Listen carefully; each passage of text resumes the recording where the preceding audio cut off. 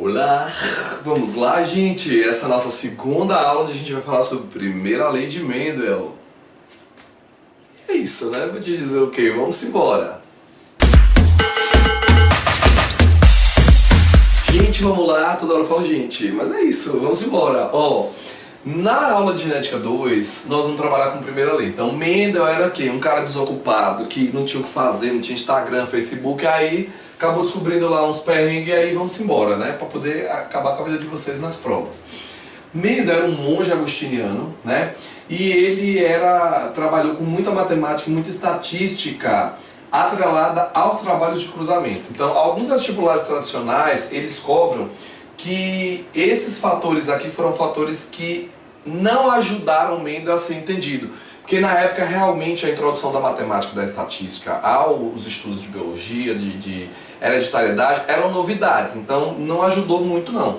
Só em 1900, né, os trabalhos de Mendel são de 1865, né? Só em 1900 Mendel vai ser redescoberto e só depois, entre 1910 e 1920, o Morgan ele vai concluir que os cromossomos eles se comportam do mesmo jeito que os fatores mendelianos.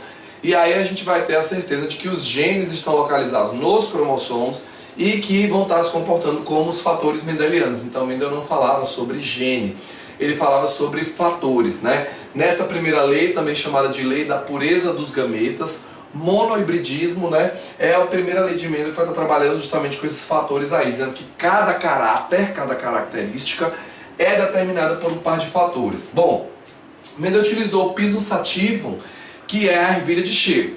Qual a importância e relevância de a gente saber isso? Esse aqui, a gente pode dizer assim que Mendel teve sorte, né?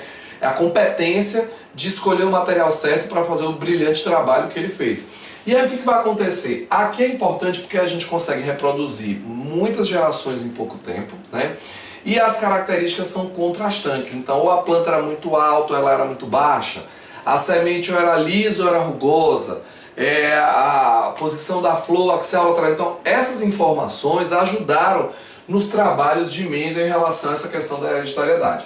Então, Mendel, a gente tem que fazer esses lembretes aqui em relação a ele, e a gente começa aqui com os experimentos de Mendel. Mendel pegou uma geração aqui, em seu experimento, que era uma geração que a gente vai chamar de geração P de parental, onde ele cruzou plantas que tinham sementes amarelas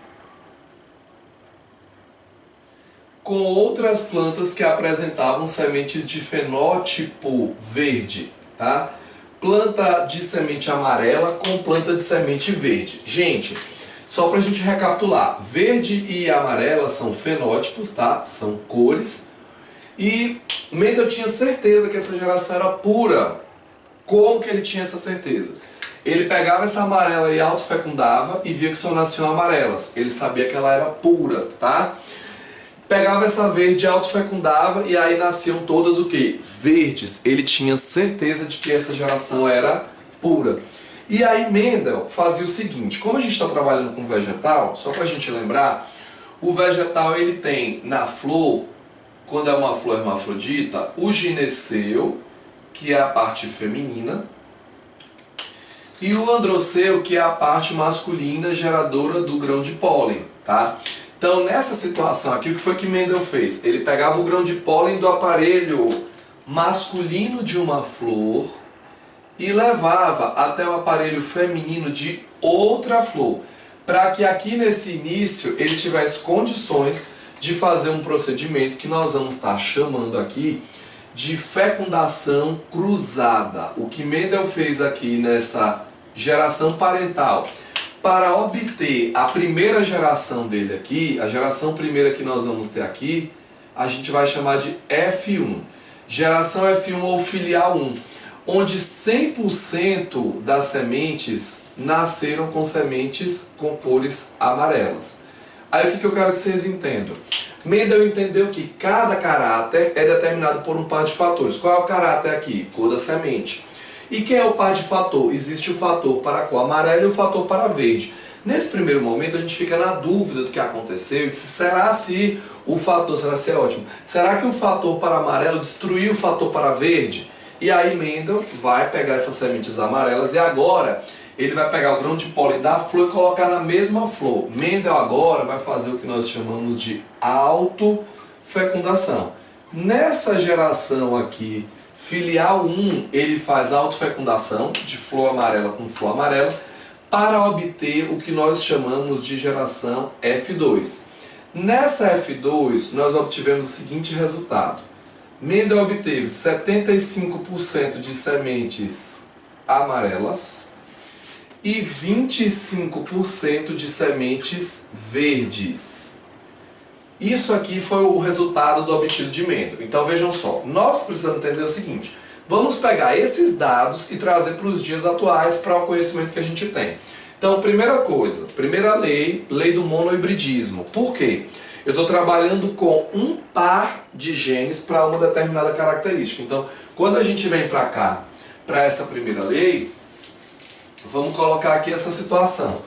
Primeira situação, nós estamos trabalhando aqui com monohibridismo. Por que monohibridismo? Porque eu estou trabalhando com um par de genes, tá? Então eu vou chamar de monohibridismo porque eu estou trabalhando com um par de genes. Esse um par de genes é responsável pela determinação das características. Então nós estamos trabalhando aqui com um par de fatores e esse um par de fatores vai estar relacionado aqui com um caráter. Um par de fatores para um caráter que é a característica em questão. Quando eu cruzei o amarelo com o verde, eles eram puros, homozigóticos, que a gente já viu na nossa aula anterior. Homozigoto ou puro é quem não tem variação alélica. Quando eu cruzei amarelo com verde, todo mundo deu amarelo. Então eu entendo que aqui todo mundo vai ser heterozigoto e que aqui os indivíduos são homozigóticos. Então nós temos que entender o seguinte. Esse indivíduo de semente amarela, ele é vezão, homozigoto dominante. E esse indivíduo de semente verde, ele é vezinho, ele é homozigoto recessivo. Aí eu quero que vocês entendam o seguinte. Vamos usar esse cantinho aqui, já entendemos esse processo aqui do trabalho de Mendel. Vamos usar aqui esse cantinho. Eu quero que vocês entendam o seguinte. Uma outra característica da primeira lei de Mendel é que ela também é chamada de lei da pureza dos gametas. Não tem como um gameta não ser puro, porque presta atenção. Nós estamos saindo de um indivíduo que é 2N para gerar um indivíduo que é N. Vamos pensar comigo. Eu estou saindo aqui de um indivíduo que é vezinho, que tem que mandar para o seu descendente a informação genética, mas essa informação vai numa célula haploide. Então, se eu sou vezão, eu só posso mandar quem? Eu só posso mandar o vezão. Se eu sou vezinho, eu só posso mandar no meu gameta aqui, ó, o vezinho. Então, o que eu quero que vocês entendam é o seguinte.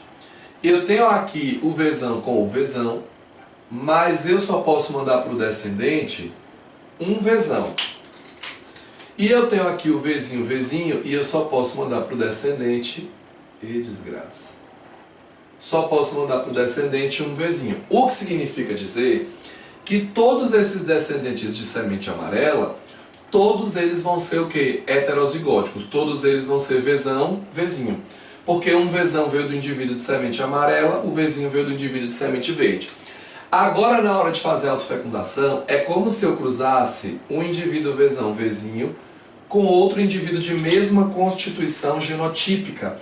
E aí o que vai acontecer? Na hora que eu faço esse cruzamento, eu tenho que entender o seguinte. Agora, eu sou vezinho. Eu posso mandar gametas com o vezão, ou eu posso mandar gametas com o vezinho. Existem agora as duas possibilidades. Então veja se vocês conseguem me acompanhar aqui.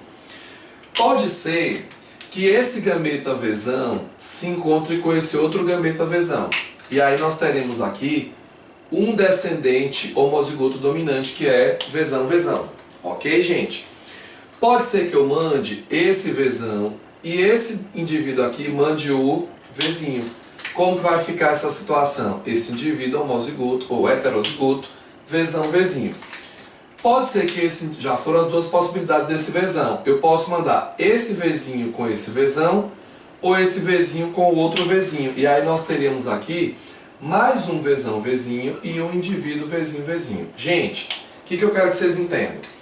esse indivíduo homozigoto dominante, esses dois indivíduos heterozigóticos, mas todos eles apresentam um gene Vzão. E como todos eles apresentam um gene Vzão e o Vzão é dominante, todos eles vão apresentar a característica amarela. Então, se nós prestarmos atenção, 3 dos 4 descendentes vão apresentar a característica amarela. E aqui, esse indivíduo que é Vzinho, 1/4 desses indivíduos estão mostrando a característica recessiva que é a cor verde. Vejam, eu posso trabalhar com a porcentagem, eu posso trabalhar com a fração, como eu também posso trabalhar com o valor em decimal. Vocês podem encontrar essas respostas nas questões quando forem trabalhar. Só que uma coisa que a gente trabalha muito quando a gente analisa as leis de Mendel é com a proporção.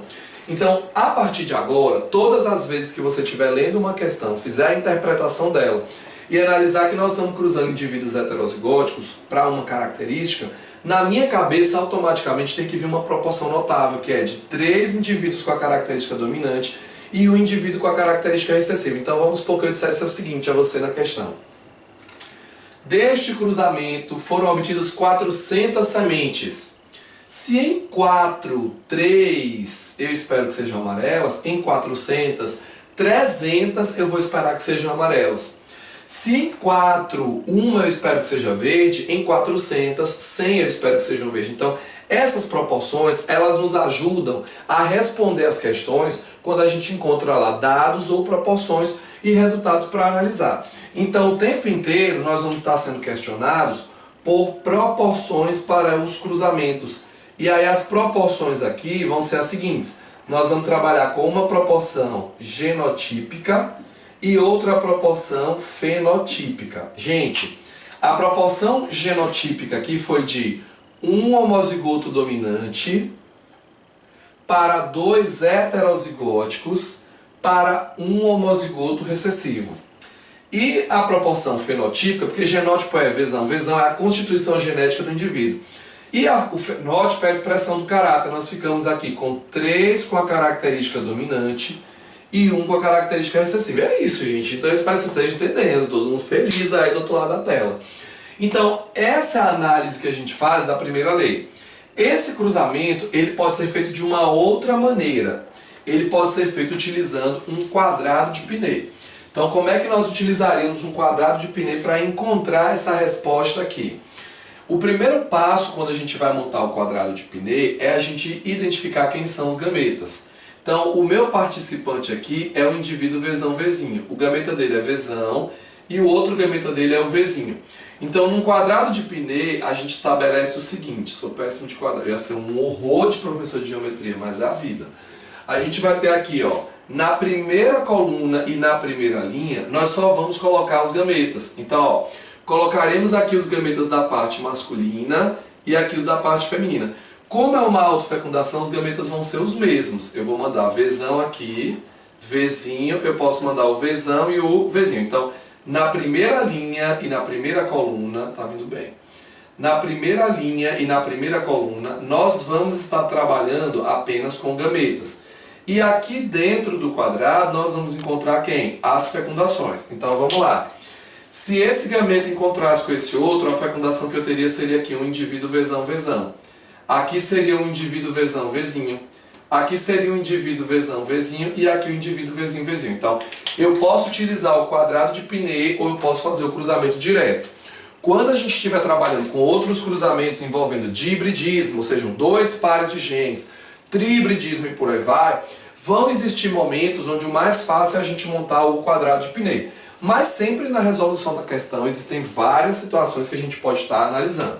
A gente encerra a parte de primeira lei das contas e da análise de cruzamento aqui, né, nessa situação, e vamos agora fazer o comparativo, a análise da primeira lei com a meiose, que é justamente onde a gente vai ter a explicação, né?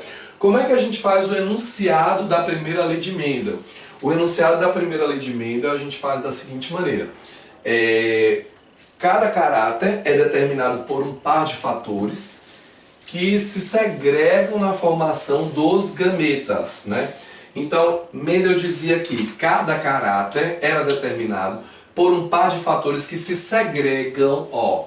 ele dizia que esses pares se segregam na formação dos gametas. Então, esse segrega aqui corresponde a uma etapa da divisão celular. Então, nós precisamos entender o seguinte: vamos considerar o indivíduo heterozigoto vezão-vezinho que nós tínhamos aqui.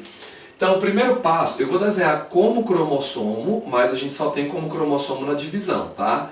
Na intéfase ainda não estaria assim, mas ó, em um cromossomo eu teria o Vzão, no outro eu teria o Vzinho. Eu não vou desenhar a célula toda para não perder tempo, mas eu vou desenhar para vocês os cromossomos. Então, a primeira parte antes de qualquer divisão celular é a gente duplicar os cromossomos.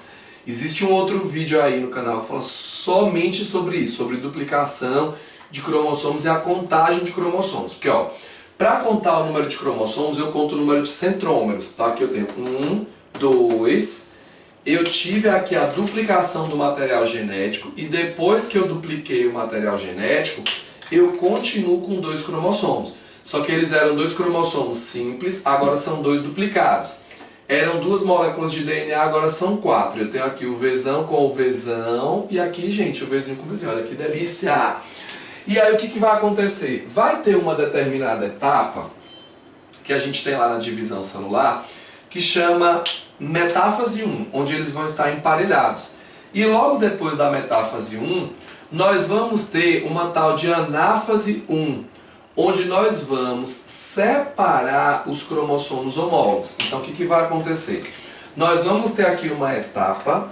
Essa primeira etapa que nós temos aqui é uma etapa chamada anáfase 1.